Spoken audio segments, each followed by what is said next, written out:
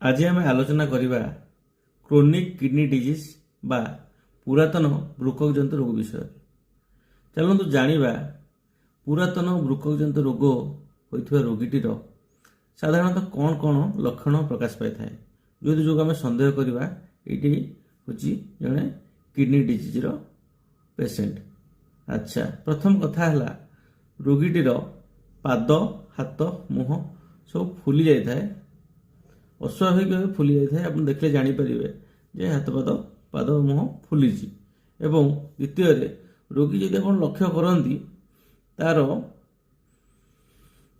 थका लगे, सामान्य चलाबुल थका लगे, अवश लगे, रोगीर भोक कमी जाए, अस्वाभाविक भाव बांति हुए, मुंड बुलाए एवं क्लांत व थका लगे। तार जदि डाक्तरी परीक्षा करवा देखिए तार रक्तचाप अनेकांश समय बढ़िकी रोता है, उच्च रक्तचाप तार रहे। एवं जब तार रक्त परीक्षा करवा रक्त रे हिमोग्लोबिन परिमाण कम थाए। एवं अलग जो सब लक्षण रही जमीक आमर छाती पानी जमीबा, पेटरे पानी जमीबा, परिस्रा कम हवा, घोड़ा बिंधा, मांसपेशी जंत्रणा एवं भोक न हवा, निद न हवा, ये सब लक्षण गुड़िक क्रोनिक किडनी डिजीज पेसेंट रो देखा दी थाए। देखिबा आमे जो ये किडनी डिजीज होउची, क्रोनिक किडनी डिजीज होउची, तार कौन सब कारण रही। कारण गुड़िक संभाव्य कारण गुड़िक भितर है पुरातन मधुमेह रोग।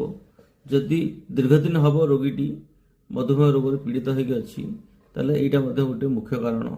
एवं द्वितीय कारण है तंबाकू एवं मद्यपान।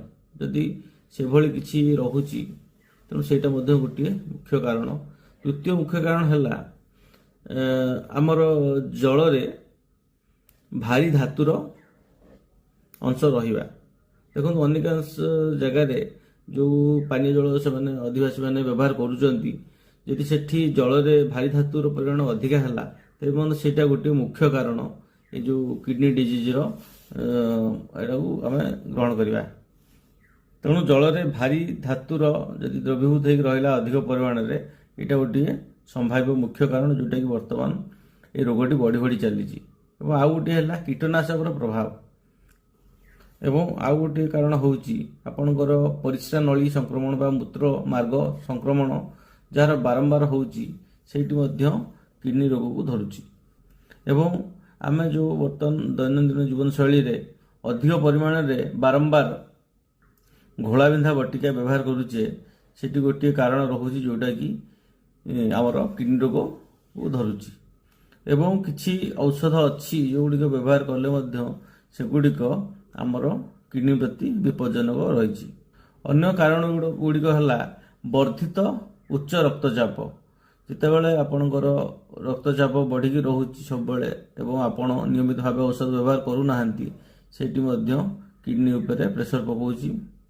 एवं ये जो चाप सृष्टि होउची सेठी क्रोनिक किडनी डिजीज मुख्य कारण रोचे। मेदबहुलता तार अन्यतम मुख्य कारण। आमे जदि ए रोग रे पीड़ित हेले किंबा चाहूचे रोग रे पीड़ित न होवाई ताले आमे कौन कौन करवा एवं कौन कौन करवानी से विषय जानी रखा उचित। आम सब निजक मद्यपान एवं धूमपान ठू दूरे रखा उचित। दूरे है अधिक तैलयुक्त चर्बीयुक्त खाद्य निजक निवृत्त रखा उचित। जिते संभव कम परिमाण ये खाद्य ग्रहण करा उचित एवं लुण कम खावा उचित। तृतीय है प्रत्येक दिन अंतत पक्षे अति कम 30 मिनिट योगाभ्यास एवं शारीरिक व्यायाम करने आवश्यक। एवं आउ गोटे कथा होची आमे जदि कौन से आयुर्वेदिक औषध व्यवहार करूचंती सेथिरे हमको देखिया पड़िबो जे सेथिरे हमर भारी धातुर अधिक मात्रा व्यवहार होची कि नहीं। सेठी गोटे मुख्य आमे सचेतन रहिबा से जिनस रे।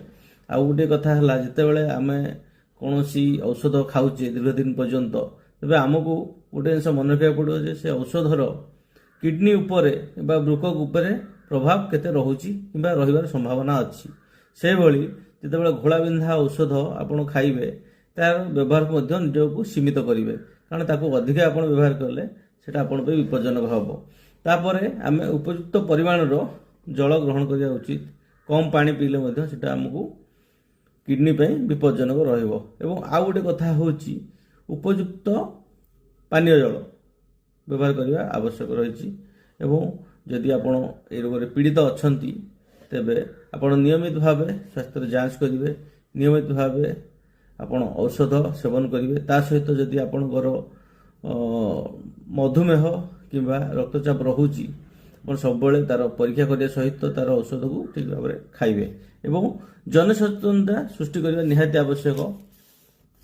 ଏଠି ଗୋଟେ ରୋଗ ଯାହାର କି ଚିକିତ୍ସା ସୀମିତ, ଆଉ ଏ ରୋଗଟି ଧୀରେ ଧୀରେ ବଢ଼ି ଚାଲେ। ଯଦିଓ ବୃକ୍କ ପ୍ରତିରୋପଣ ଗୋଟିଏ ଏହାର ସ୍ଥାୟୀ ସମାଧାନ, ହେଲେ ଏଟା ବର୍ତ୍ତମାନ ମଧ୍ୟ ବହୁତ ବ୍ୟୟବହୁଳ ଏବଂ 100% ସଫଳ ବୋଲି କହିହେବ ନାହିଁ, ଯାହା ଆପଣଙ୍କୁ ଡାୟାଲିସିସ୍ ମାଧ୍ୟମରେ ରୋଗଟିକୁ ଆପଣ ନିୟନ୍ତ୍ରଣ କରି ରଖିପାରିବେ। ତେଣୁ ଆମେ ସଚେତନ ହେବା ଏବଂ ନିୟମ ମାନି ଚଳିବା। ପୁରାତନ ବୃକ୍କଜନିତ ରୋଗ ବା କ୍ରୋନିକ୍ କିଡନୀ ଡିଜିଜ୍ର ଔଷଧ ବର୍ତ୍ତମାନ ଓଡ଼ିଶା ସରକାରଙ୍କର ସମସ୍ତ ଜିଲ୍ଲା ମୁଖ୍ୟ ଚିକିତ୍ସାଳୟ ଏବଂ ଗୋଷ୍ଠୀ ସ୍ୱାସ୍ଥ୍ୟ କେନ୍ଦ୍ରମାନଙ୍କରେ ମାଗଣାରେ ଉପଲବ୍ଧ ଅଛି। ଜୟ ଜଗନ୍ନାଥ।